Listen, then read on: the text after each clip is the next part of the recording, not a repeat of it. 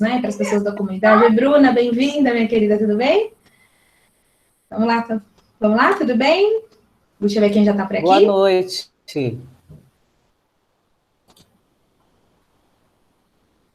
Darileia, bem-vinda, querida. Prazer revê-la, tudo bem? Elza, bem-vinda. Boa noite, pessoal. Sejam muito bem-vindos, viu, a essa aula de resolução de questões, né? A gente começa Obrigada, em 2 Lu. minutinhos, que é a tolerância para que as pessoas possam entrar e para que eu possa dar início às nossas apresentações e essa aula de resolução de questões, né? Especificamente, essa aula vai tratar de uma banca, né, que é a RBO.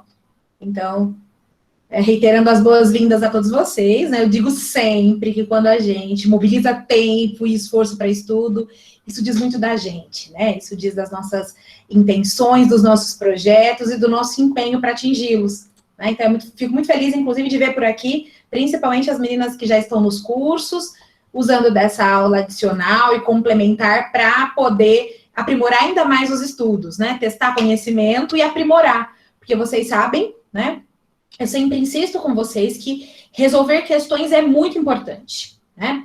Tão importante quanto ter conhecimento sobre o assunto que é exigido para a gente, seja na prática profissional ou no concurso público, é que a gente possa ser capaz de mobilizá-lo, né? Eu costumo sempre dizer para vocês que tem gente que tem muito conhecimento, mas no momento da prática ou da questão, esse conhecimento parece que não se sustenta. Ou seja, tem um conhecimento conceitual, mas não reúne competência de fazer uso desse conhecimento conceitual, né, no contexto da prova ou até mesmo na prática pedagógica. Então, é sempre bom que a gente, além de estudar o conceito, que a gente possa, com frequência, tentar aplicar esse conceito. Seja na prática, seja no estudo de caso, não é? Seja na prova do concurso. Porque é a forma que nós temos de exercitar esse conhecimento, é a forma que a gente tem de colocar em prática esse conhecimento. Então, eu sempre insisto com as minhas alunas e as turmas mais novas, a gente tem feito essa metodologia. Estuda, aplica. Estuda, faz prova, não é? É sempre a ideia, é poder fazer essa relação, não é? Que a gente possa ter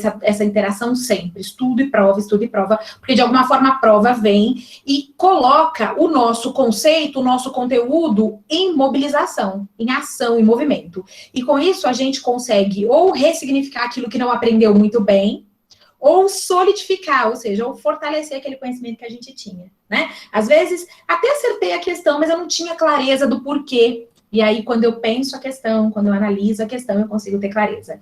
E aí, para começar a nossa aula, eu vou dizer ainda que a nossa metodologia é a seguinte: não basta saber qual é a resposta correta, né, gente? Era A, era B ou era C. Nós vamos passar pelas perguntas como a gente sempre faz, né?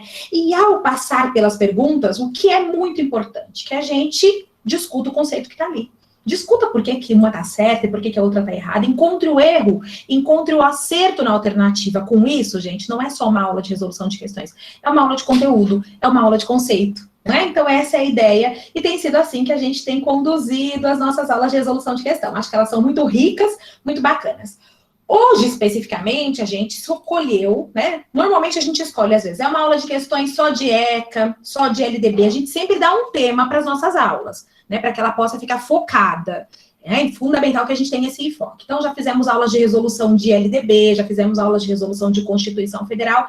Essa, a gente escolheu uma banca. Escolhemos uma banca por quê, gente? Porque tem algumas bancas que estão sendo mais frequentes que outra. E cada banca, né, elas podem perguntar sobre o mesmo assunto, elas podem trazer a mesma pergunta, mas às vezes o que muda de uma banca para outra é a abordagem, é o estilo que o examinador usa para fazer aquela pergunta para a gente. Então, tão importante quanto estar bom nos temas é a gente se apropriar um pouquinho da lógica das bancas, ou seja, daquelas empresas que fazem as provas dos concursos, que elaboram as provas do concurso público sob sua perspectiva, de acordo com o seu estilo, não é? E por que a gente escolheu a RBO? A RBO vai fazer agora, né? A prova provavelmente deve ser adiada, mas a RBO deve fazer agora o concurso de Carapicuíba, um grande concurso, né? Com quase 10 mil inscritos. E ela não só vai fazer esse concurso de Carapicuíba, como ela tem sido frequente em todo o estado e em outras regiões do país. Né? É uma banca que a gente não pode ainda classificar como uma banca tradicional, até porque ela visita alguns limites, né? Até porque ela visita algumas características que a limitam, mas a gente pode classificá-la seguramente como sendo uma banca frequente. Ou seja, é uma banca que tem aparecido muito. Por isso, selecionamos a RBO. Ou seja, já que ela está por aqui, ela é uma realidade, nada mais justo, né? É razoável que a gente, então, conheça essa que tem grande chance de ser a banca do concurso que vocês vão fazer. Que tem grande chance de ser a banca dos concursos que estão sendo licitados e que serão certamente licitados. Se não neste ano ainda, seguramente no início de 2022, quando os concursos serão uma necessidade. Porque falta profissional, né? Nós estamos tendo aposentadorias, exonerações, e para isso os concursos públicos têm que continuar existindo, ou seja, para repor os quadros de aposentadoria e exoneração. Por mais que haja uma reforma administrativa, o concurso público vai acontecer quando for para repor, não é? Então, é provável que eles aconteçam em sua grande medida em 2022. Tá certo? E aí a RBO tem grandes chances de ser a banca dos nossos concursos. Por quê? Porque ela é uma banca que tem frequentemente vencido os processos licitatórios, né? Ela tem sido uma banca que, com frequência, nas licitações ela ganha e faz as provas. Na nossa região teve um período em que ela fez muitos concursos, né? Estou falando aqui da região de Pirassununga, do interior de São Paulo. Mas ela tem sido uma banca muito frequente no nosso entorno. Mais recentemente, no município de Leme, processo seletivo, concurso de diretor, de supervisor, foi ela quem fez, né? Então, de Descalvado, fez de vários outros municípios do nosso entorno. Então, com isso, a RBO foi a nossa eleita de hoje, tudo bem? Não é uma banca difícil, tá? A gente pode dizer que não é das bancas mais complexas. Por característica, o que a gente pode definir da RBO, gente? A RBO é uma banca ainda um pouco inexperiente. Então, a gente encontra alguns problemas na prova, né? É uma banca que, com frequência, a gente vai encontrar questões passíveis de recurso, tá certo? Mas não é uma banca das piores, tá? A gente pode situá-la como uma banca mediana, né? Então, nós encontramos boas questões, encontramos questões com limites, encontramos questões bem formuladas e encontramos questões que poderiam, sim, facilmente serem recursadas, tá bem? Então, todos apertem os cintos, né? E vamos dar início a essa incrível aula de resoluções de questões, hoje, da RBO. Sempre digo para vocês, eu elaborei poucas questões, eu fiz só 382 questões, então, em menos de 2 anos, a gente termina essa aula. Espero que vocês tenham comida suficiente para ficar aqui comigo, né? É brincadeira, evidente. Selecionei 12 questões, né? Ou seja, 12 boas questões da prova que dão para a gente estudar, refletir, pensar, né? Então, é uma aula que não vai ser muito longa, mas tenho a convicção, vai ser extremamente rica para as nossas reflexões. Sumbora? Todo mundo aí? Firme comigo? Podemos? Então, vamos à prova, tá? É uma seleção. Eu tentei buscar provas que pudessem ser, perfeito, de professor, todas elas na sua integralidade, especialmente de PEB 1, né, que é principalmente o nosso público, tanto infantil quanto fundamental. Tentei trazer também questões que possam ser, né, desde municípios do nosso entorno até em todo o estado, né, busquei alguns municípios também fora do estado, e, pasmem, né, tentei pegar as questões mais recentes, então fui de 2019, encontrei até algumas questões de 2020, até 2012, fiz um panorama histórico também para a gente ter a amostra do que a banca do que caracteriza a banca como sendo prova. Então, vamos à primeira questão. Primeira questão. Metodologicamente, como nós vamos fazer? Leio a questão, dou um tempinho para vocês responderem no chat, e depois eu venho com a resposta toda comentada, refletida, para que a gente possa, mais do que acertar, aprender. Errar não é um problema aqui, tudo bem, gente? É a hora de errar. É na aula de resolução de questões que a gente erra a questão de concurso. É na prova que você não vai errar. E eu tenho recebido tanto recado de vocês, eu fico feliz. Diz assim, Lud, tanto fazer suas aulas de resolução de questões e afins, na hora da prova eu te ouço falando. E diz que houve a explicação também. Eu fico muito feliz, né? Que tem gente fazendo prova de concurso em 2 aí. Tô sabendo que eu tô Brasil afora fazendo prova de concurso. Mas isso me deixa muito feliz, viu? De saber que vocês têm conseguido se apropriar um pouquinho dessas contribuições para fazer boas provas, né? Então, várias alunas têm me reportado. Uma vez eu disse, será que essa doida me ouviu a prova inteira, né? E aí vieram outras e outras dizendo que, em geral, me ouvem no contexto de prova, né? Parece que eu tô ali junto lendo a questão. Fiquei muito feliz, viu? De saber que eu tô fazendo prova Brasil afora, né? Quando aprovadas, não esqueçam de me avisar, tá? Que eu passei no concurso. Queridas, questão de número 1. Cada escola possui uma realidade. Entretanto, a função social da escola é a mesma. Assim, em cada escola, intenções educativas estarão expressas no projeto pedagógico, a fim de ratificar o contexto de intenções maiores que integram o âmbito de sua função dentro da sociedade. Dentro desse contexto, é incorreto afirmar que o projeto pedagógico da escola. Então, é uma questão sobre função da escola e o que diz o projeto pedagógico sobre isso. Tá bem? Prestem atenção que o examinador nos pede o incorreto. Tá bem? Opção A. Será que, retomem a questão, o projeto pedagógico da escola atrela-se ao compromisso social e político numa sociedade? Será que esse projeto traz à tona interesses coletivos da transformação da realidade? Será que esse projeto expressa interesses de uma minoria detentora das ações decisórias? Será que o projeto pedagógico jamais se desvinculará da função social da escola em qualquer realidade escolar? Ou, alternativa E, será que o projeto tem viés político e ideológico, concebido pela coletividade? Aqui eu tenho, se é incorreto, eu tenho 5 verdades sobre o projeto pedagógico e uma mentira. Vocês têm que encontrar a que está incorreta. Digam para mim que alternativa vocês assinalariam. Vamos lá? E aí? C. Predominantemente C, é isso mesmo?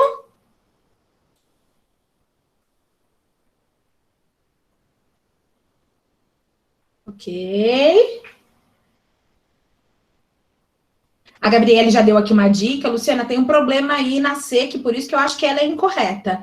Vamos ver se é isso? Vamos para a resposta pintada, e aí lá a gente consegue comentar e perceber se vocês acertaram ou não. Eu tenho aqui uma maioria esmagadora de C, uma unanimidade, né?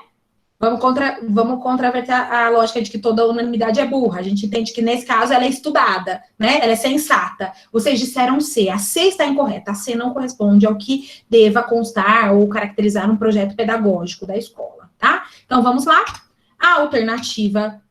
Olha que eu pinto toda a pergunta. Por que eu faço isso? Vocês têm que fazer isso na prova de vocês. Eu tenho vontade de chorar quando vocês aparecem com a prova para eu revisar, com a prova sem nenhum risquinho. Fala, amada, você não riscou essa prova? Você não anotou o que era? Aqui eu dei destaque. É uma pergunta sobre função da escola, é uma pergunta sobre o PPP, né? Sobre o projeto pedagógico, e é o incorreto que eu tenho que achar.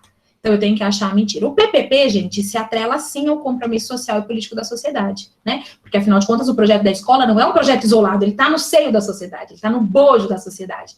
Ele traz à tona interesses coletivos, ou seja, o que a gente quer para a sociedade, o que a gente quer para o país, o que a gente quer para os indivíduos. A gente tem um projeto ali, que não é só um projeto escolar, é um projeto de mundo, é um projeto de sujeito, não é? E C, expressa interesses de uma minoria. O projeto pedagógico, evidente, nunca pode estar voltado para um segmento só. Esse segmento que só decide. Então, eu vou olhar só para determinado segmento da escola, eu vou expressar só os interesses dos professores, por exemplo, sem considerar as famílias, sem considerar as crianças. O equívoco está aqui na C. Por isso ela está incorreta, não é?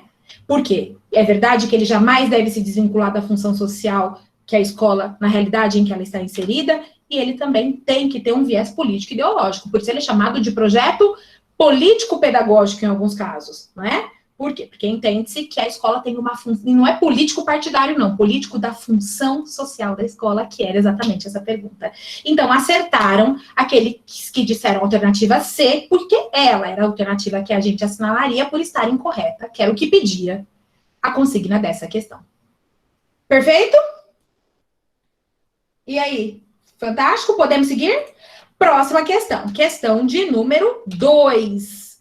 Aí já é uma questão de autor, tá? Um autor que dá certezas que a gente tem na vida que vai cair uma pergunta de Zabala, né? O Zabala tem sido frequente nas provas de concurso público. A pergunta diz o seguinte: segundo Zabala, ao longo do século XX, os diferentes movimentos progressistas, ou seja, movimentos progressistas são aqueles que são contrários ao tradicional, tô dando spoiler aqui, hein? Movimentos progressistas questionaram o papel do livro didático, né? Então, várias teorias vieram falar, eita, esse livro didático aí, sei não, né? E aí, para esse autor, para o Zabala, né, no texto onde ele discute as críticas ao livro didático, as contestações ao livro didático, a abolição do livro didático na escola, segundo o autor, né, resolveria os problemas de ensino-aprendizagem? Será que é verdade? Ele diz, vamos acabar com o livro didático e pronto, acaba os problemas da escola. Será que é essa a alternativa correta? B, segundo o autor, a utilização de um bom livro didático resolveria os problemas de ensino-aprendizagem? Então, as duas são opostas. Um diz, será que o Zabala defendeu que a gente elimina o livro e aí resolve? Ou utilizar um bom livro também resolve os problemas? Seria A ou B? Ou C? O livro didático se torna um instrumento ruim para o processo de ensino-aprendizagem quando adotado como um manual único. Será que o Zabala diz isso? Alternativa C. Para haver coerência no processo de ensino-aprendizagem, o professor deve adotar um livro didático ou apostila, pois a existência de materiais diferentes pode confundir os alunos. Qual dessas 4 afirmativas corresponde ao que o Zabala, no seu livro, especificamente onde ele discute a sala de aula, a aprendizagem, ele tece reflexões sobre o livro didático? A alternativa A, B, C ou D? Só uma dessas discussões são ditas por Zabala. Em qual alternativa está a afirmação desse autor, gente? O que vocês acham? A maioria está dizendo C de novo. Um B por aqui, mas a maioria diz C. Ok? Será que é C de novo? Será que temos aqui uma dobradinha? C? Podemos ir à questão resolvida para entender o que o Zabala diria? Ótimo, vamos então à questão. Então, é uma questão de um autor em específico, e aqui dei destaque, ó, sobre o que ele questiona no livro didático. Alternativa A, será que ele defende que se a gente acaba com o livro, resolve os problemas? Claro que não, gente. Os problemas de ensino e aprendizagem não têm só a ver com o uso do material didático. Então, se abolir o livro, resolver esse problema da escola, a gente já usava a partir de amanhã, né? É evidente que o autor não diria algo de maneira tão simplória e equivocada sobre o livro didático. B, né? Ele vai dizer que também não resolveria os problemas de ensino-aprendizagem utilizar um bom livro didático, porque não está só no material. Os problemas de ensino-aprendizagem incluem a questão do material, mas não se restringem a ela. Não trata-se só da questão do material, não é? Por isso que a alternativa C é a mais adequada. Vejamos, o autor diz que o livro didático se torna um instrumento ruim, sim, ele não é. Ele se torna ruim quando ele é utilizado como único, ou seja, aquele professor que usa o livro do começo ao fim, de cabo a rabo, aquela escola que só orienta a sua prática a partir do livro didático e que orienta a partir dele e não toma esse livro como um dos recursos. Quando ele é manual único, a gente só fica preso nele, é evidente que ele é pobre. E aí ele também empobrece o próprio trabalho pedagógico. Né? E é isso que o Zabala está dizendo. E a alternativa D está errado por quê, gente? Porque, na verdade, está dizendo o seguinte, é exatamente o contrário que o Zabala vai dizer. O livro didático é um dos recursos e materiais, porque ele não diz que a existência pode confundir os alunos de muitos materiais. Ao contrário, ele diz que quanto mais a gente diversifica os materiais, ou seja, se outros recursos se somarem ao livro didático, maior são as chances do processo de ensino-aprendizagem ser de qualidade, maiores são as chances de aprendizagem dos nossos alunos. Por isso, vocês acertam ao dizer que a alternativa que corresponde ao que disse o Zabala é a alternativa C, acertadamente, tudo bem? Ele vai dizer que o livro pode ser um problema, desde que ele seja utilizado como material único. Ele passa a ser um recurso interessantíssimo quando somado a outros diversos recursos que nós podemos usar e devemos no contexto de sala de aula. Fantástico? Questão de número 13, então. Assinale a alternativa correta quanto à definição de educação infantil adotada nas diretrizes curriculares para a educação infantil. Então, nós temos aqui uma pergunta de diretriz que está de acordo com a LDB e que fundamentou a base. Então, o que será que é educação infantil? Como eu posso definir a educação infantil? Quando eu falo educação infantil, eu estou falando de quê? De que etapa? De que tipo de atendimento? A educação que a mãe faz para o filho dela, que está na infância? Né? Educação infantil para as diretrizes, qual é a definição? Tá? A alternativa A é a primeira etapa da educação básica, oferecida em creches e pré-escolas, as quais se caracterizam como espaços institucionais não domésticos que educam crianças de 0 a 6 anos de idade, preparando-as para o ensino fundamental? Será que isso é educação infantil segundo as diretrizes? Ou B, primeira etapa da educação básica, oferecida em creches e pré-escola, as quais se caracterizam como espaços institucionais que educam e cuidam de crianças de 0 a 6 anos no período integral? C, ou a educação infantil é a primeira etapa da educação básica, oferecida em creches e pré-escola, as quais se caracterizam com espaços institucionais não domésticos. Ou, alternativa D. Seria a educação infantil, primeira etapa da educação básica, oferecida em creches e pré-escolas, as quais se caracterizam como espaços públicos não institucionais. Dessas 4 alternativas, qual define, segundo as diretrizes curriculares nacionais, a educação infantil? Gente, muita atenção, porque aqui vocês viram o que o examinador fez? Ele ficou, né, o examinador ficou o tempo todo repetindo vários elementos. Será que nós temos mais um C aqui? Alguns estão dizendo C. E aí?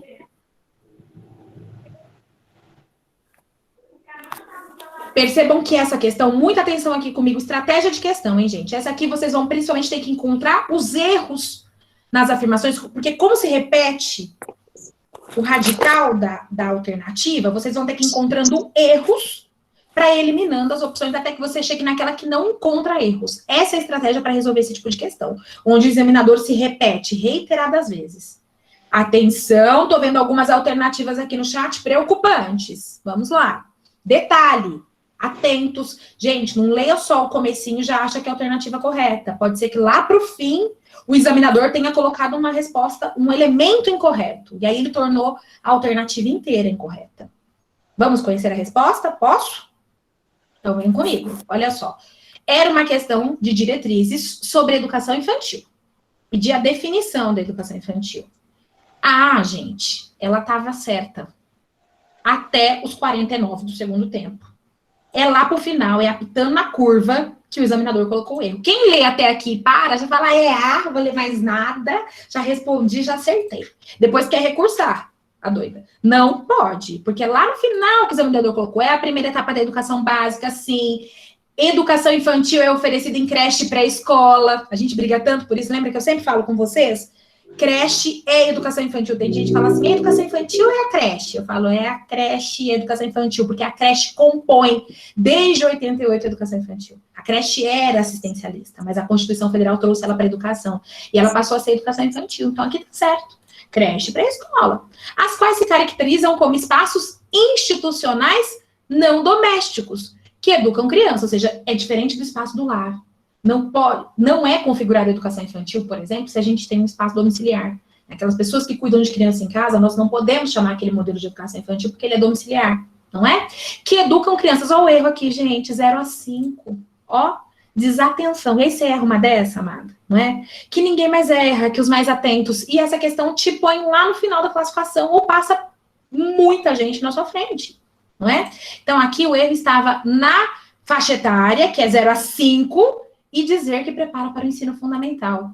A educação infantil não tem por função esse preparo de treino para o ensino fundamental, nem a promoção, não é? A educação infantil é para promover o desenvolvimento integral da criança. Ótimo. Isso, o erro da A está no 0 a 6. Esse foi o erro da A, tá? A gente está procurando a correta. A B também, gente. Lá o apitar na curva que ele errou. Tudo certinho. Ó o erro, 0 a 6 anos no período integral. A educação infantil não é necessariamente integral, né? Educação infantil não é necessariamente integral. A educação infantil, gente, é o modelo, né? A educação infantil eu posso ter para o desenvolvimento integral da criança, que pode ser em período parcial de mínimas 4 horas ou em período integral de mínimas 7 horas. Tudo bem? E aí a gente vai para a próxima, que é C. Primeira etapa da educação básica oferecida em creches e pré-escolas, as quais se caracterizam como espaços institucionais não domésticos. E a C tá toda verdinha. Então, ela é a correta, como vocês bem disseram. Aqui não tem nenhum erro. Creche, pré-escola, espaços institucionais não domésticos, ou seja, não familiares. Tá? E a alternativa D, o erro estava no final, dizer que não são institucionais. Gente, a educação infantil é ofertada em estabelecimentos oficiais de ensino, ou seja, educação infantil para as diretrizes só vale se institucional, se formal. Tudo bem? Aí o erro da D é esse. Tá joia? Então acertaram vocês que disseram a alternativa C. Minhas queridas, algumas pessoas estão dizendo que não conseguem ver. Eu estou projetando as questões. Vocês estão conseguindo ver? Quem esteja no celular, tenta clicar na opção de ver a questão ao invés de ver a mim. E aí vocês conseguem acompanhar ao mesmo tempo a minha explicação e leitura e ver a pergunta, porque é mais fácil ler. Vocês me sinalizem aqui, vocês conseguem ver as questões? Eu estou projetando, acho que fiz em tamanho grandão, Ficou bom? Né? Para que vocês consigam ver. Então, quem não esteja... Isso, então tá joia, que bacana. Ótimo, né? Nas minhas turmas de preparatório eu mandei essas perguntas para vocês. Então, bacana, vocês estão conseguindo ver? Quem esteja no celular que só está vendo a mim, troca, coloca a questão, tenta escolher a opção de questão, porque daí a questão fica mais clara e vocês me ouvem as orientações. E vocês estão me ouvindo bem? Tá bacana? O ritmo tá bacana? Tá legal sim? Podemos continuar? Joia, joia sim. Talvez quem não esteja conseguindo ver, porque esteja no celular. Aí, dessas opções no celular, vai ter a opção da minha apresentação. Vai ver lá minha telinha com as questões todas eletrônicas que eu tentei fazer bem grandão para vocês, tá bem? Combinado? Para ou continua? Posso ir para a questão de número 4? E aí, gente? Você se mantém nas primeiras classificações? Todo mundo acertando? Bora, então. Próxima questão, questão de número 4. A concepção construtivista, colhendo contribuições de uma série de teorias psicológicas, compreendem os conhecimentos prévios dos alunos em termos de esquemas do conhecimento. Ponto. Essa é a introdução que está lá em Miras, no livro do César Coll, Construtivismo na Sala de Aula. Esse livro cai muito, da certeza que a gente tem na vida, que esse livro do César Coll ainda cai bastante em concurso. Então, a pergunta é sobre a concepção construtivista, que está nesse livro, num capítulo que é escrito por Miras, que é o capítulo que fala dos conhecimentos prévios, né? Que é entendido como esquema de conhecimento. Agora vamos entender isso. Assinale a alternativa correta quanto ao conceito de esquemas de conhecimento. O que são esquemas de conhecimento? Gente, é uma pergunta que está fazendo referência ao Piaget. O conceito de esquema, nesse livro, o Miras cita o Piaget ao falar sobre os esquemas de conhecimento. Tá? Então, é na perspectiva piagetiana, já percebe o conceito ali, tá? Qual que é correto sobre esquema de conhecimento? Um esquema de conhecimento é definido com a representação que uma pessoa possui em um determinado momento de sua história sobre uma parcela da realidade. Será que um esquema, então, é o que ela sabe sobre alguma coisa naquele momento? Ou alternativa B, um esquema de conhecimento é definido como que a pessoa é capaz de aprender ou não. Ou C, um esquema de conhecimento é definido como uma área física do cérebro que trata dos aspectos cognitivos. Ou D, um esquema de conhecimento é aquilo que uma pessoa constrói como as verdades absolutas, transformando-as em princípios morais e intelectuais imutáveis. Que seria um esquema de conhecimento? Na perspectiva do conhecimento prévio, aquilo que eu sei. Pensem bem. Qual é a alternativa que melhor define, segundo Miras, né, que está lá no César Coll, o que seria um esquema de conhecimento? É o que a pessoa tem, não é? Sobre um determinado conhecimento. Qual é a alternativa? Alguns As e alguns Ds. Vocês estão entre A e D. Devo dizer que só um está correto, tudo bem? Pensa muito bem, gente, cuidado, né? Piaget não era inatista, ele dizia que o esquema do conhecimento é uma inteligência que a gente constrói, né? Esquema de conhecimento. E aí, predominam quais respostas? Vamos lá? Vocês estão bem divididos nessa questão, então eu vou lembrar um pouquinho sobre o conceito de esquema, tá? Essa, por exemplo, eu já não tenho uma unanimidade, vocês estão divididos aqui. Tá bem? Vamos à resposta. Prestem muita atenção, então, nessa explicação conceitual, porque é algo que vocês precisam retomar. Vamos ver quem acertou, tá joia? Teve gente que falou A, teve gente que falou D, teve gente que falou C, tivemos todas as opções. Só uma está correta. Vamos conhecer? Gente, então lembra, era uma questão sobre construtivismo. Gente, os construtivistas não são inatistas. Eles não acham que a gente nasce inteligente ou não, que a gente nasce capaz de aprender ou não. Eles vão dizer que isso se constrói. Se constrói nas relações e nas interações. Tá? E os conhecimentos que a gente possui, eles são resultados das experiências anteriores. Eles não nasceram conosco. O conhecimento prévio é resultado de algo que já foi construído, mas que foi construído também, que não estava inato ali. Ninguém, o Piaget não é inatista, o Vygotsky, todas essas teorias psicológicas que fundamentam o construtivismo, elas acham que a gente constrói o conhecimento, e não que necessariamente a gente nasce com ele ou afins, tá? Então, vejamos, a alternativa A é a que melhor define por quê. Ela vai dizer o seguinte, o que é o esquema? Principalmente para o Piaget, gente. A ideia de esquema é aquilo que eu possuo como uma estrutura de inteligência, Então, por exemplo, vou dar um exemplo prático para vocês. Eu sei andar de bicicleta, né? Mas não sei andar de moto. Então, o meu esquema de inteligência, naquele momento, o meu conhecimento, ele está estruturado para aquela habilidade, para aquele domínio, para aquele conceito. Tá? Eu sei naquele determinado momento da minha história. Antes disso, eu não sabia. Pode ser que no futuro eu venha saber andar de motocicleta. Ou seja, que esse esquema se modifique, que esse esquema se transforme, ou que eu venha aprender outras coisas, que outros esquemas sejam criados. Então, essa é a ideia de esquema de conhecimento. Ou seja, o que a gente vai dizer é que a gente tem esquemas a partir daquilo que a gente teve como experiência, então é aquilo que a gente conhece. Né? Eu sempre dou exemplo para vocês do meu filho que sabe andar de velotrol. Então, ele tem um esquema de conhecimento ali que é saber pedalar, posicionar-se no guidão, mas ele ainda não tem equilíbrio para andar de bicicleta. Tá? Então, naquele momento, o esquema de inteligência está estruturado daquele jeito. Com o tempo estimulado, ele vai conseguir alterar esse esquema de conhecimento, e esse conhecimento vai se complexificar. E aí ele vai conseguir, por exemplo, andar de bicicleta. Mas em um determinado momento da realidade, não significa que ele nunca vai aprender a andar de bicicleta. Neste momento, ele sabe andar de velotrol. É o que ele tem como conhecimento que ele traz da bagagem que ele possuiu. Ele ganhou um velotrol, a gente ensinou a andar. É naquele momento, mas esse esquema pode se modificar, ele não é imutável. Já pensou se a gente tivesse os mesmos esquemas de inteligência de 30 anos atrás? De 20 anos atrás, de 10 anos atrás, não teria valido de nada envelhecer. Ou seja, os esquemas de inteligência, eles são daquele momento. E eles se modificam, eles se aperfeiçoam, novos são criados. Né? Isso é uma ideia piagetiana que está nesse livro do César Coll, dito por Miras, nesse capítulo, tá? E aí é errado dizer, por exemplo, que o esquema diz que a pessoa vai aprender ou não. Ora, gente, todas as pessoas são capazes de aprender, né? Então, o esquema não define o que a gente vai aprender ou não. Na verdade, o esquema diz o que a gente já sabe.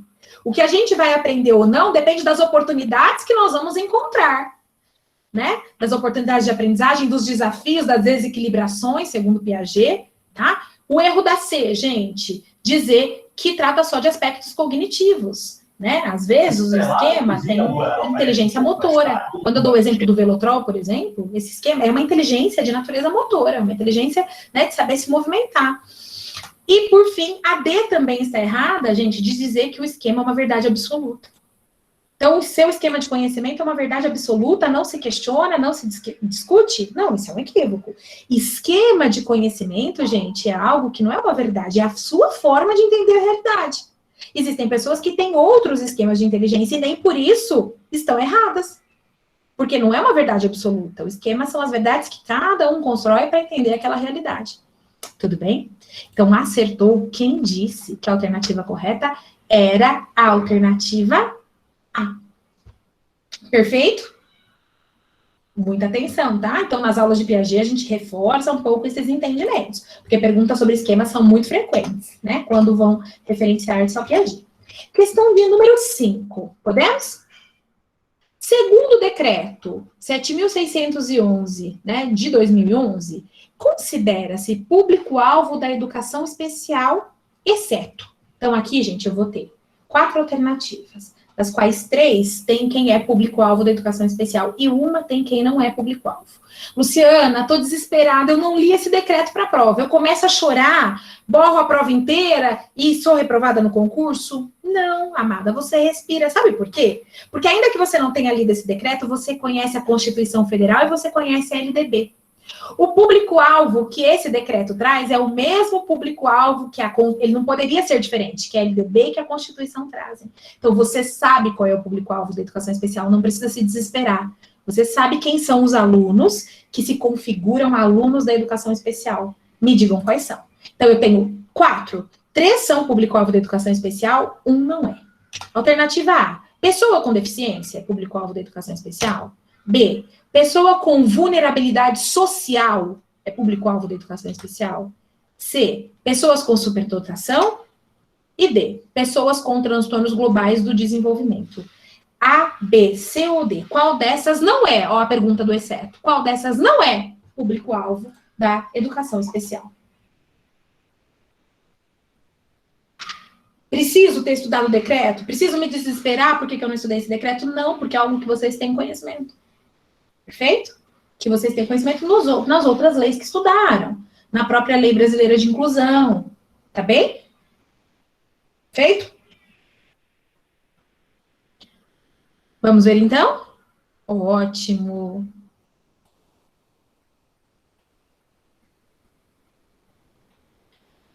Vejamos a resposta correta, a maioria está dizendo B. Segundo, a própria LDB, gente, primeiro, né?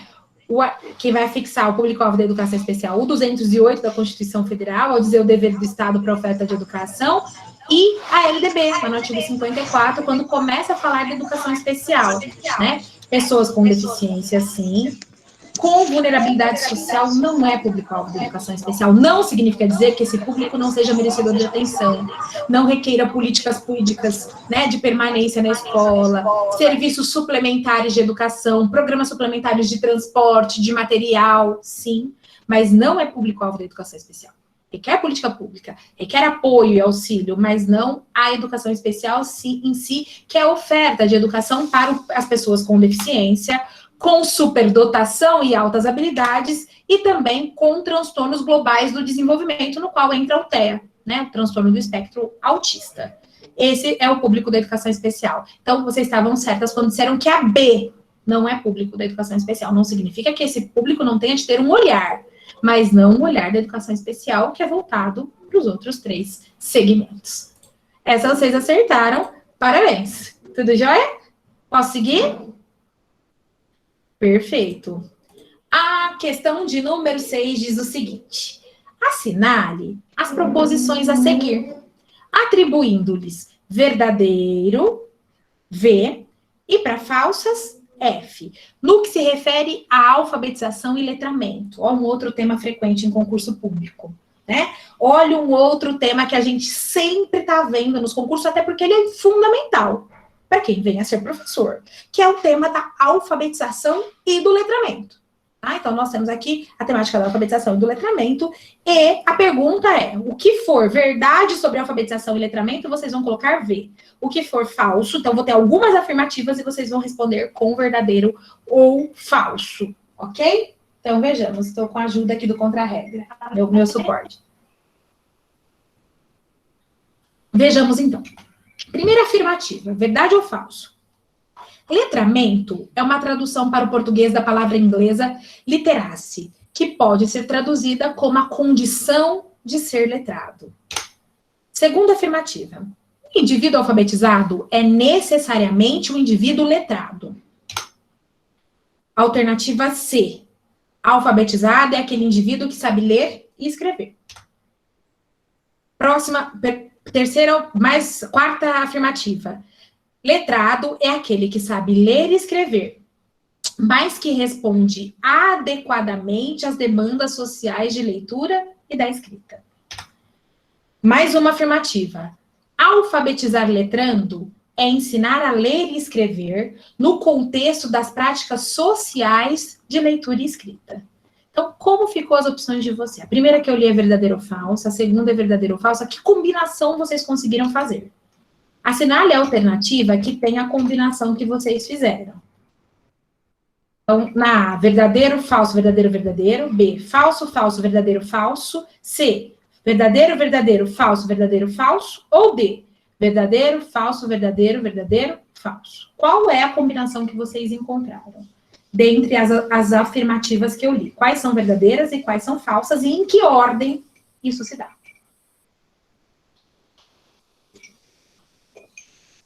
Vocês estão indo de A.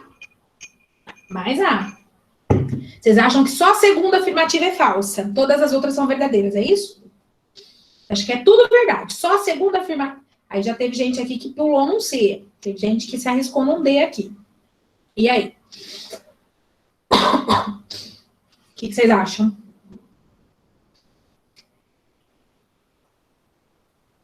Podemos? Posso contar? Vamos revelar, então, o mistério. Vamos pintar o 7, né? A questão pintadinha da outra cara. Primeiro, pergunta era do quê, Luciana? De alfabetização e letramento. São conceitos diferentes. A gente diz que eles são conceitos interdependentes. Um se relaciona com o outro, tudo bem? A alfabetização é uma coisa, a letramento é outra. Eles são conceitos importantes e a gente diz que eles são relacionados, mas não são sinônimos. Alfabetizar é uma coisa, letrar é outra. Tá? Esse é o primeiro pressuposto que vocês precisam se lembrar. ao responder essa pergunta.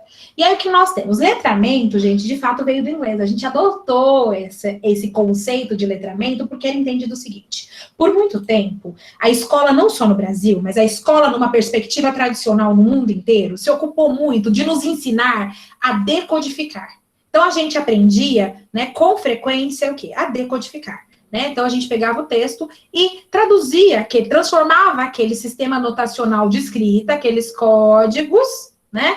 A gente transformava, via de regra, em palavra, mas sem produzir sentido. Nós aprendemos muito bem a decodificar, mas dificilmente a gente aprendeu a ler e interpretar. Né? Então, nós éramos alfabetizados no sentido estrito do termo, ou seja, a alfabetização sempre esteve muito ligada aos aspectos do código, aos aspectos do sistema notacional de escrita, e pouco ligados, por exemplo, a fazer uso, né? Então, a gente aprendeu a ler e escrever na escola, mas só a decodificar, porque na hora de ler e interpretar um texto, na hora de produzir um bom texto no contexto social da prática da leitura e da escrita, não funcionava. Né? E com isso, então, surgiu o conceito de letramento, ou seja, não basta que os sujeitos sejam alfabetizados nos domínios da decodificação. É importante que os sujeitos também visitem domínios da ordem, da natureza, do uso da leitura e da escrita, ou seja, lê, interpreta, compreende, se comunica por meio da leitura e da escrita. E aí surgiu o conceito de letramento. O letrado é esse sujeito que realiza práticas sociais de leitura e escrita, que é leitor, que escreve com proficiência, e o letramento trouxe essa ideia pra gente, a condição de ser letrado, ou seja, de transitar pela língua, com qualidade, com proficiência, perfeito? E aí, aqui o contrário. O indivíduo alfabetizado é necessariamente letrado? Não, gente. Nós, historicamente, fomos alfabetizados e fomos gostar de ler só na vida adulta. Alguns de nós ainda sofrem porque não somos letrados, porque não fazemos o bom uso da leitura e da escrita. Não é? Então, às vezes, o sujeito é só alfabetizado no sentido estrito. Ele só decodifica. Né? Ele não interpreta, ele não produz sentido, não dá significado. Certo? Perfeito. E aí, então, a 2 está falsa mesmo. E a verdadeira? Alfabetizada é o indivíduo que sabe ler e escrever. Sim, no sentido estrito da alfabetização, gente, ser alfabetizado para as autoras que trabalham com esse conceito é o sujeito que lê e escreve na perspectiva da decodificação. Tá? Próxima. Letrado é aquele que sabe ler e escrever. Mas, além disso, então, para ser letrado é preciso saber ler e escrever, mas que, além disso, responde adequadamente às demandas sociais de leitura e escrita, ou seja, consegue fazer uso social da língua escrita, né? Esse é o sujeito letrado. E alfabetizar letrando seria o quê, gente? Fazer as duas coisas ao mesmo tempo. Não é para deixar de ensinar o código para as crianças. Não é proibir silabação, nada disso. É, na verdade, para a gente ensinar ao mesmo tempo que a criança se apropria do funcionamento desse sistema notacional de escrita, que a gente chama código escrito, né? Ao mesmo tempo que ela se apropria disso, ela também se apropria das práticas sociais. É alfabetizar ao mesmo tempo em que permite que a criança faça uso do texto, faça a compreensão desse texto. Quanto mais rico a gente conseguir fazer, né? Quanto mais a gente conseguir fazer a integração entre alfabetizar, do ponto de vista do código, e letrar, do ponto de vista do uso, melhor será a formação do nosso aluno. Por isso que alfabetizar letrando é ensinar a ler e escrever no contexto do texto, no contexto das práticas de leitura e escrita. Vocês acertaram ao dizer que a alternativa correta era A. Só a 2, só a segunda era falsa. Ficou verdadeiro, falso, verdadeiro, verdadeiro, verdadeiro. Perfeito? Ótimo? Ok, então. Próxima questão, a questão de número 7. Como sabemos, ensinar os alunos a ler e escrever é uma das principais tarefas da escola. A leitura e a escrita são muito importantes para que as pessoas exerçam seus direitos, possam trabalhar e participar da sociedade com cidadania, se informar e aprender coisas novas ao longo de toda a vida. Olha um texto falando sobre a importância da formação do leitor. Até aqui foi só um texto extraído de uma publicação do Ministério da Educação. Diante disso, crianças e adolescentes, a partir dessa ideia, olha o que diz o texto, gente, ele está defendendo a importância da leitura e da escrita para a formação do cidadão. A partir disso, crianças e adolescentes, 1, devem ter contato com diferentes textos. 2, precisam ouvir histórias, observar adultos lendo e escrevendo. 3, necessitam participar de uma rotina de trabalho com pouca variedade, mas estimulante. 4, devem receber muito incentivo dos professores e da família para que, na idade adequada, aprendam a ler e escrever. É correto afirmar em qual, gente? Então, eu li 4 afirmativas, né? Vocês têm aí 4 opções. Sobre crianças e adolescentes diante da importância da leitura e da escrita. Qual dessas estão corretas? Apenas a 1 e a 3, a 2 e a 4, a 1, a 2 e a 3, ou a 3 e a 4. Vale dizer, gente, que o examinador já deu uma dica para vocês. Ele já disse que nem todas estão corretas. Tem alguma errada. Então, se alguém acha que tá tudo certo, já não tá. Ele deu a pista. Nenhuma alternativa ele deu, todas estão corretas. Então, tem erro. Né? Quais estão erradas e quais estão certas? Aí ele pergunta quais são as certas dessas 4 afirmativas que eu acabei de ler. E aí?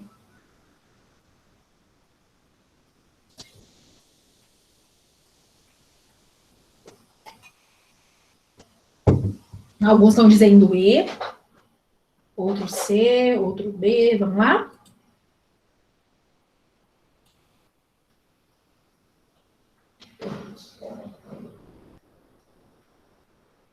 Posso dizer? Vamos entender quais estão corretas e quais não e por quê?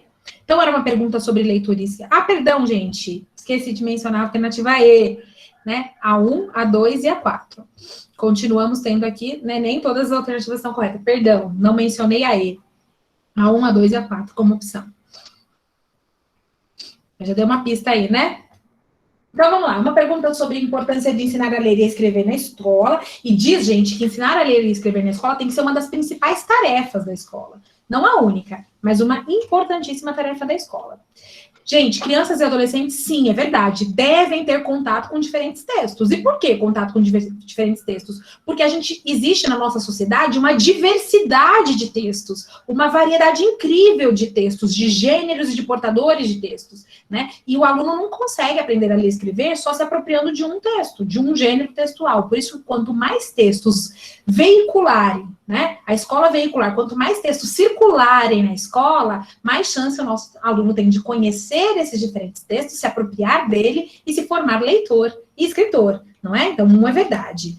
2, será que crianças e adolescentes precisam ouvir histórias e observar adultos lendo e escrevendo? Claro, porque eles têm em nós o modelo leitor, o comportamento leitor.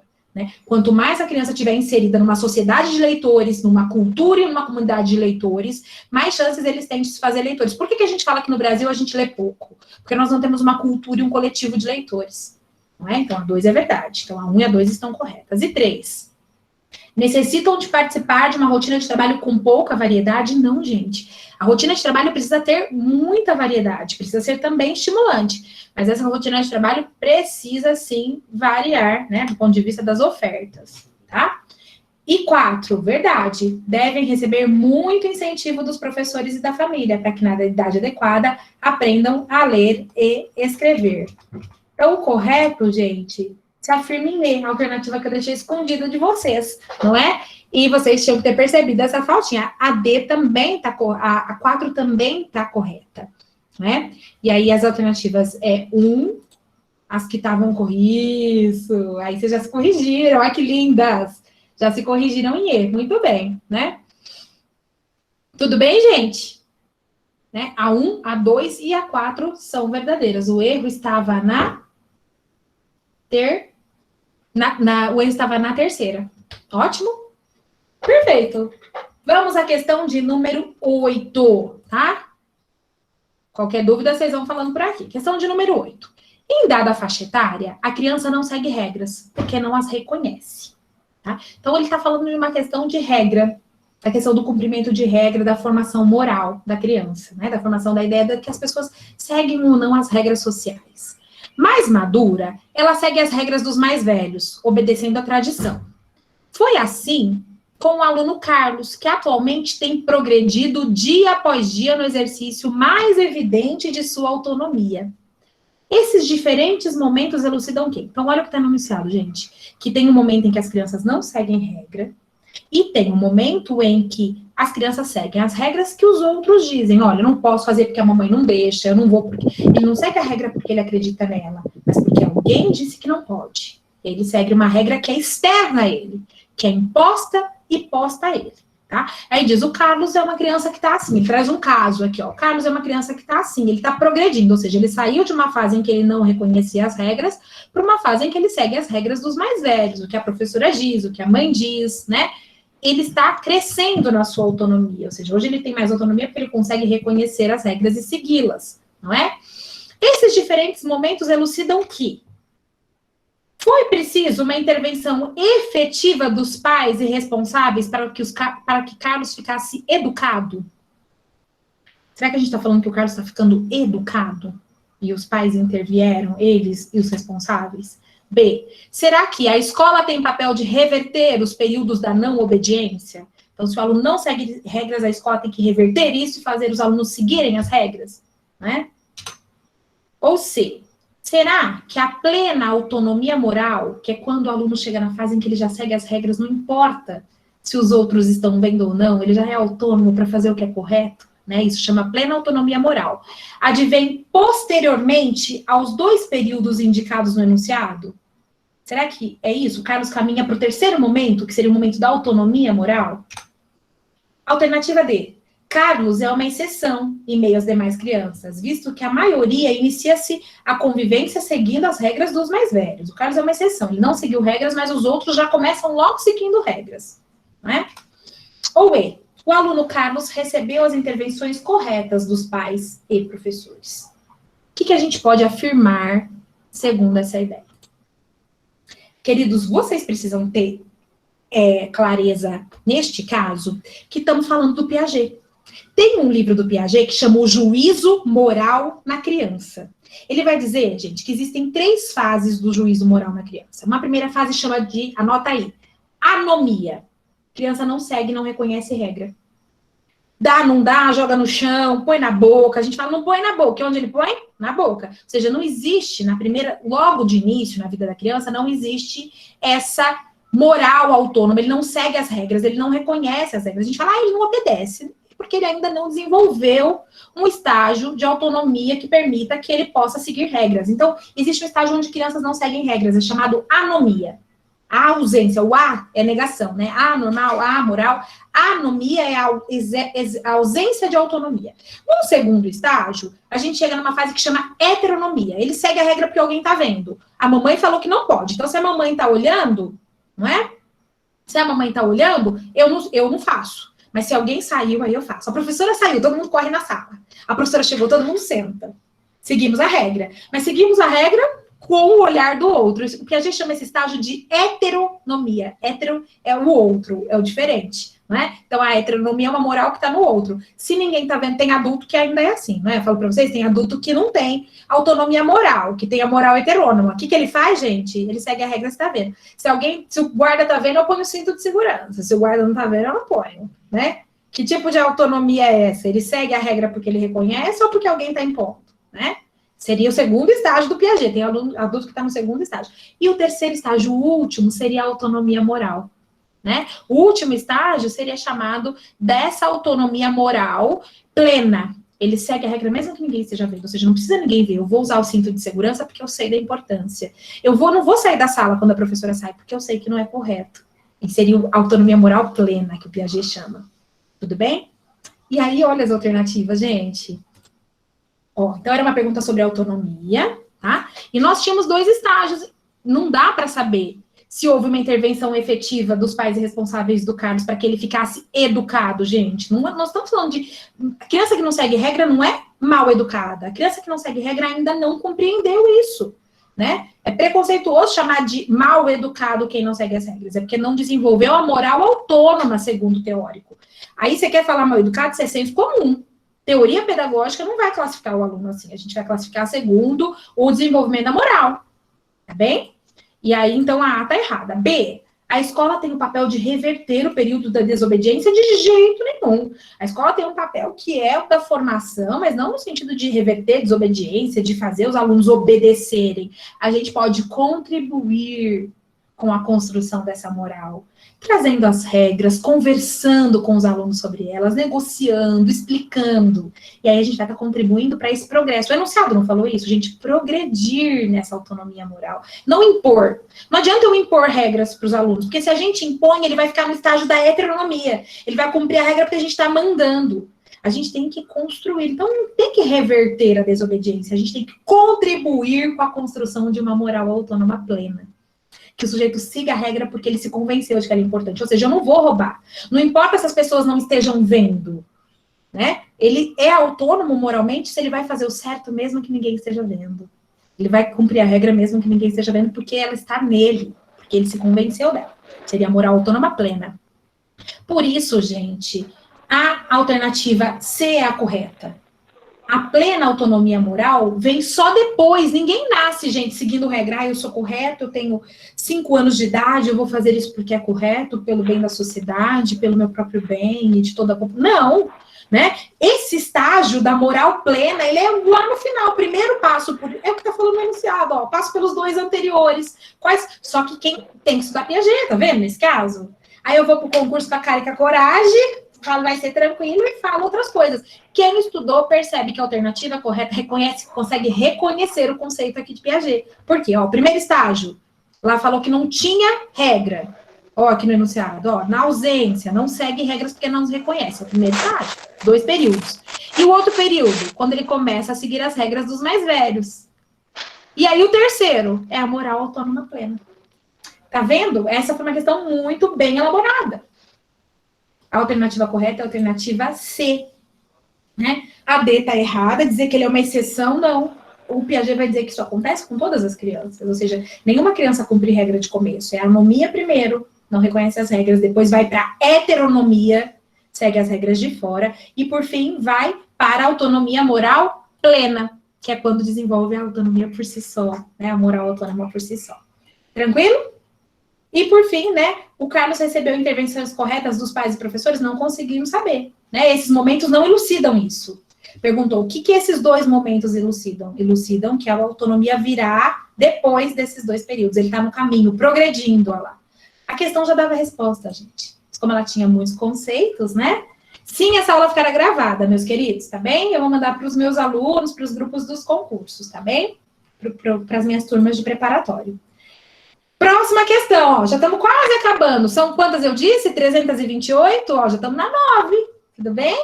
Brincadeira, gente, quem entrou depois eu sempre faço essa piada. Eu gosto tanto da Fabi, que a Fabi já deve ter visto 300 aulas de resolução de questões de mim, eu sempre faço essa mesma piada, ela sempre ri. A gente vai ter que dar vacina amanhã para ela. Tá bem, gente, e seguindo a aula, eu acabei de ser informada pelo meu filho que amanhã a gente vai dar vacina na cachorra, para quem possa interessar, viu, queridos? Eu vou dar vacina na cachorra amanhã. A parte do... Eu tentei instituir no Heitor a questão da moral autônoma, né? De dizer, ó, essa regra é não falar com a mamãe durante a aula. Ele veio bem aqui agora falar durante a aula. Heteronomia, moral externa ainda, né? A gente tá construindo a moral, ele tá no caminho. Vamos acreditar. Queridos, então vamos. Perfeito. Olha só, turma. Feito até aqui? Vamos para a 9ª questão? Aquecidas, craques agora? Vamos lá. 9. Considere as alternativas a seguir. As afirmativas, perdão. De novo, a gente vai saber se é verdadeira ou se é falsa, tá? Primeiro, a afetividade antecede o desenvolvimento da inteligência? Será que a afetividade vem antes da inteligência? Né? 2. Será que é preciso se desenvolver para então aprender? Primeiro a gente se desenvolve, depois a gente aprende?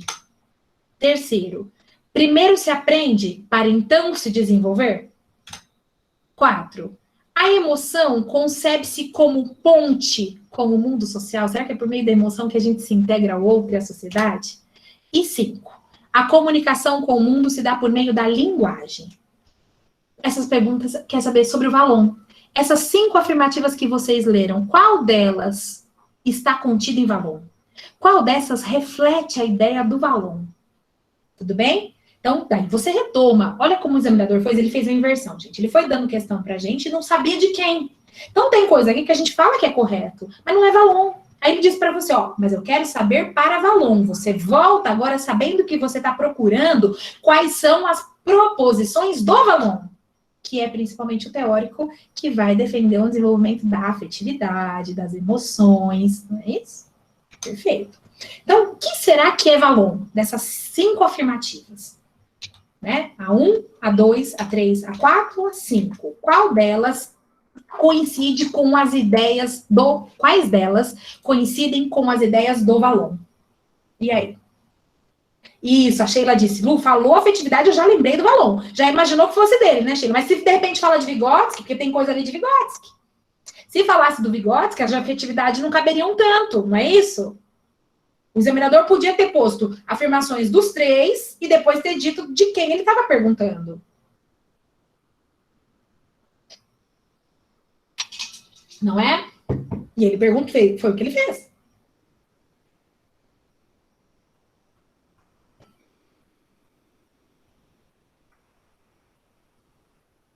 A maioria está dizendo B. Será que é?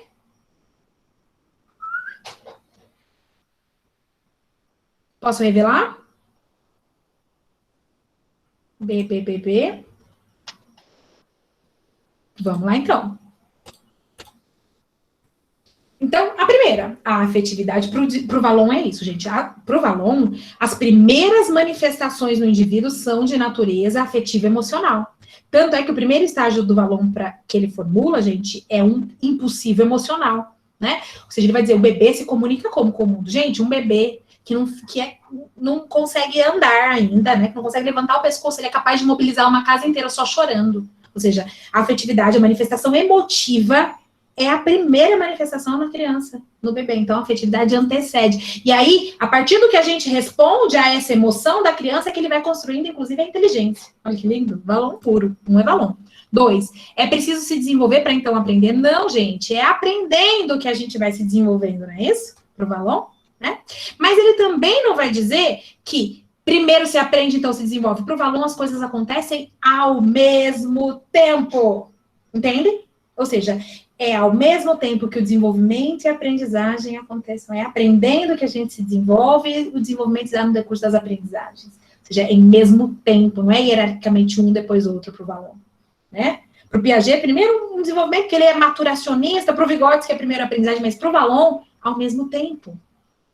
Tudo bem? 4. A emoção concebe-se como ponte do mundo social. Olha isso. Lembra que o exemplo que eu dei para o bebê? Como o bebê se vincula ao mundo e ao outro, gente? Primeiro pela emoção, que ele vai entendendo o mundo, vai entendendo as relações que ali se processam. Tá? Então, a 4 é verdade. E a 5? Não. A comunicação com o mundo se dá por meio da linguagem. Quem que fala, né, dessa relação entre comunicação e linguagem? É principalmente o Vygotsky. Então, qual era a alternativa correta? Muito bem. A alternativa B. Essa é uma questão que deu recurso, inclusive na prova em que ela foi aplicada, viu, gente? E aí foi ratificada para B, né? Alguns entendimentos, outros, e aí é B a alternativa correta. Vocês foram bem, bem. Bem de B, bem de B. Ou melhor, B de B. Certo? Vamos então para a questão de número 10? Ótimo. Questão de lei, né? De LDB é essa. Hoje eu peguei leve de lei. Embora vocês saibam que eu adoro legislação, né? Minha praia é muito, muito forte a legislação. Mas vamos lá. É uma pergunta sobre educação física. Educação física, né? É proposta integrada, tem que estar integrada à proposta pedagógica da escola e é componente curricular. Obrigatório, diga-se de passagem, tá, gente? Da onde? Do ensino fundamental apenas, do ensino médio apenas, do ensino fundamental e do médio apenas, ou da educação básica. Que será, hein? Cuidado, cuidado, cuidado com essa. A educação física é componente.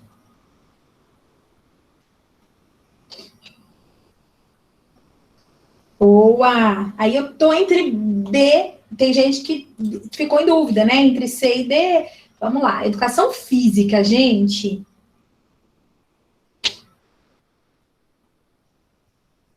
Vocês estão divididas, hein? Nós vamos limpar isso de novo. Vamos entender de novo essa educação física, tá? Tem algumas dúvidas aí. Vamos limpar. Vamos retomar essa educação física? Vamos, né? Estamos com um tempinho ainda. Faltam nem 300 questões, vamos sossegados. E aí? Vamos limpar? Vamos ver quem acertou? Vamos lá, devo dizer que tem gente que acertou, tá? Das alternativas teve quem acertou na mosca, mas teve gente que não, que escorregou. Vamos lembrar, então, dessa educação física, tá?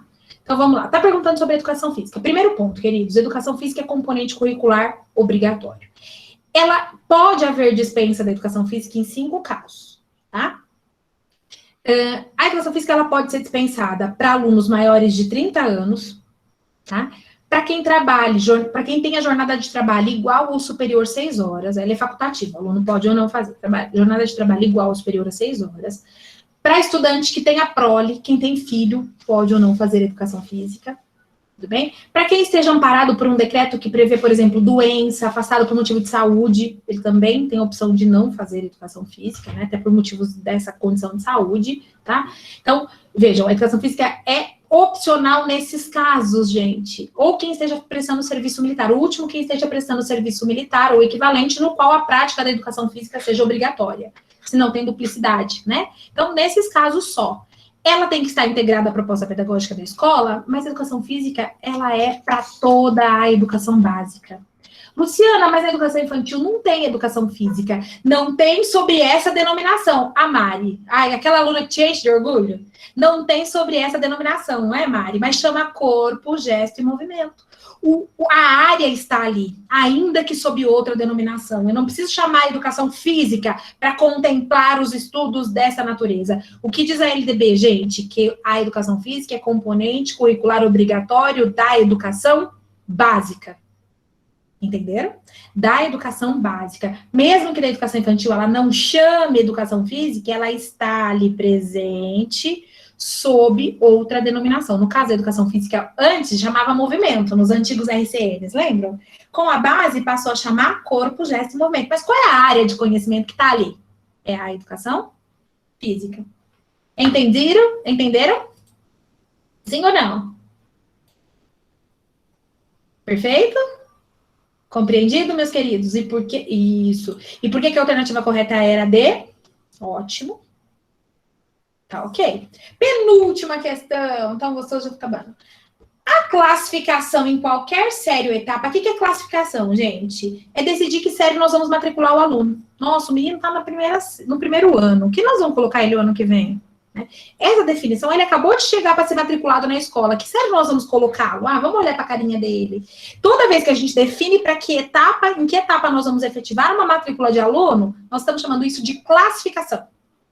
Em que série nós vamos colocar? Em que etapa nós vamos colocar? A LDB chama isso de classificação, tá? A classificação em qualquer série ou etapa pode ser feita, primeiro, por promoção para aqueles alunos que cursaram com aproveitamento a série ou fase anterior na própria escola. Então, por exemplo, os meninos do primeiro ano, eu decido que eles vão promovidos, cursaram com aproveitamento a série anterior, então eles vão para o segundo, que chama isso promoção. Será que isso é uma forma de classificar os alunos? Eu promovo para as séries seguintes aqueles que cursaram com aproveitamento a série anterior na própria escola. É uma forma de classificar, talvez? 2, por transferência, para candidatos que venham por outras escolas. Então, o menino está chegando na minha escola, ele estava em outra escola, estava. Então, eu vou classificá-lo como? Como transferido.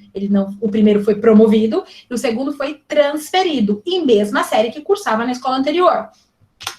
Terceiro, eu também posso classificar independente de escolarização anterior. Ele não tem como comprovar que ele estudou. A mãe não conseguiu trazer o histórico do outro estado, e aí eu tenho que colocar em alguma série. E aí eu consigo fazer isso independente da escolarização que ele tenha cursado anteriormente? Consigo ou não? Existem essas 3 formas de classificação. Eu promovo, ele pode ser promovido, pode ser transferido, e pode ser classificado numa série que eu defino independente da escolarização anterior dele? Sim ou não? Qual dessas 3 formas de classificação são admitidas? Ai, Mari, que orgulho! Mari dizendo, as 3, né? Tem uma delas que eu faço de um jeito, e aí? Vocês estão dizendo a maioria... Oi, Milene, querida. A maioria de vocês estão dizendo A.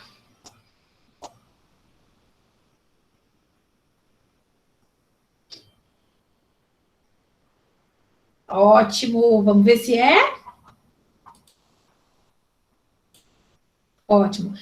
Então, a classificação, daí eu coloquei uma ponderação que o examinador esqueceu aqui, né? Exceto na primeira série do ensino fundamental.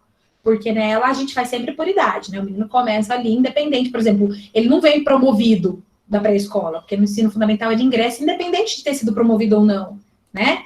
Independente de ser transferido ou não. Então, eu lembrei o examinador que ele esqueceu que na primeira série do ensino fundamental não se promove, tá? Promoção é uma das formas de classificar, gente. O menino passou de ano, a gente tradicionalmente diz assim, a gente diz aprovado. A legislação chama promovido, por isso que no sistema cadastro de alunos aparece promovido. Eu classifiquei ele como promovido para a série subsequente, porque ele cursou com aproveitamento na minha escola a etapa anterior. Por transferência, para quem vem de outro estabelecimento de ensino, e independente de escolarização anterior. A mãe não tem como comprovar. Eu aplico uma prova no menino, gente. Ele tem 12 anos. A mãe não falou, olha, ele estudou, mas eu não lembro que etapa, a gente precisou vir embora, não tem como comprovar. O que a gente faz? Você não vai pôr esse menino na primeira série, porque ele não tem, no primeiro ano, porque ele não tem idade. Você também não vai fazer isso acriteriosamente. Mas, independente da escolarização anterior, você aplica uma prova e esse menino consegue fazer. E você consegue ter indícios, elementos para classificá-lo em determinada série ou etapa da educação básica. Entenderam? E aí, sim, a alternativa correta era A, como muito bem disseram. A 1, a 2 e a 3 são formas de classificação admitidas. Entendido? Sim ou não? Ótimo. E a 12, questão de número 12, e última questão. A gente vai se despedindo com ela. Vamos lá para a última? Ótimo. Então, vamos lá. 1. Perfeito. Enunciado. No que se refere à interdisciplinariedade, assinale as proposições abaixo. Então, vamos pensar o que seja interdisciplinaridade. Não vou poder definir o conceito, porque é essa a pergunta para vocês. No que se refere à interdisciplinariedade? 1. Basta falar o mesmo assunto para trabalhar de forma interdisciplinar? 2. A abordagem interdisciplinar só acontece quando os conteúdos das disciplinas se relacionam para ampla compreensão do tema estudado. 3. A abordagem interdisciplinar permite que os conteúdos sejam apresentados de forma convencional, seguindo o livro didático, sejam ensinados e aplicados na prática, dando sentido ao estudo. Quais estão corretas? A 1, né? A 1, a 2 ou a 3? Quais dessas afirmativas são verdade sobre a interdisciplinaridade?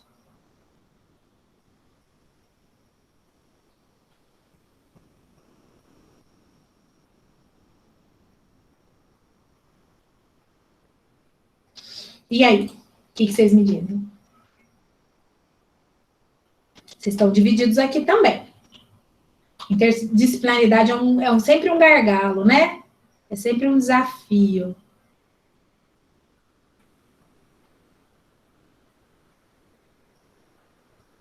Sempre um desafio.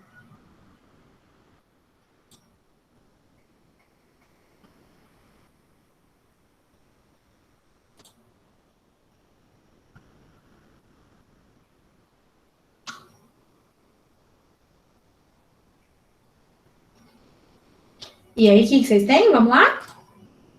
A maioria disse sim. Vamos ver qual é a resposta correta? Vamos lá primeiro, gente. A questão da interdisciplinaridade é sempre um desafio, né? Eu sempre brinco com vocês, eu conto uma piadinha que a gente faz assim, né? Eu quero trabalhar matemática junto com história, junto com ciências. Aí eu digo, Dom Pedro II foi à feira e comprou 10 bananas, 5 maçãs, né? Fala, trabalhei interdisciplinar. Eu levo o Dom Pedro à feira, já falo que trabalhei história, matemática e ciências, e geografia também, né? Ora, gente, não basta levar Dom Pedro à feira, né? Sempre os exemplos, né? Não basta levar Dom Pedro à feira e achar que estou trabalhando, amado. Para ter interdisciplinaridade, eu preciso ter disciplinaridade. Senão vira um vazio, né? Projeto África, eu faço uma dobradura da África e digo para os meninos que eu estou trabalhando. Não é assim que funciona, né? A interdisciplinaridade depende de conteúdo sólido em cada disciplina. E aí eu integro isso por meio de um tema. Mas todas as disciplinas precisam existir, né? Não é levar Dom Pedro à feira, é ser interdisciplinar. Embora seja o que a gente mais faz, que é o que a gente às vezes sabe, né? Não basta também, tá errado, falar o mesmo assunto para trabalhar de forma interdisciplinar. Porque daí eu falo, na geografia eu falo o assunto, na matemática eu falo o assunto, mas eu não integro. Interdisciplinaridade pressupõe disciplina mais relação, não é? Então, não é 1. 2, a abordagem interdisciplinar só acontece exatamente quando os conteúdos das disciplinas se relacionam. Então, se eu não tenho conteúdo da disciplina, não há interdisciplinaridade que sustente. É levar Dom Pedro à feira, né? O que tem de história ali, gente? Dom Pedro? Mas é Dom Pedro, né? Não dá conta, né? O que tem de matemática ali? 10 bananas, né? Não é matemática, é mais do que isso. Não basta fazer menção numérica. A gente faz isso normalmente, vou trabalhar uma receita. Eu já trabalho matemática, já trabalho português, já trabalho nada, mas eu faço só receita e como mesmo, né? Porque falta muito conceito ali para dizer que a gente está trabalhando interdisciplinarmente. A não ser que a gente explore tudo muito bem explorado. Aí sim é interdisciplinar, né? Para ampla compreensão do tema. Aí se houve ampla compreensão, houve interdisciplinaridade. Terceiro, é verdade.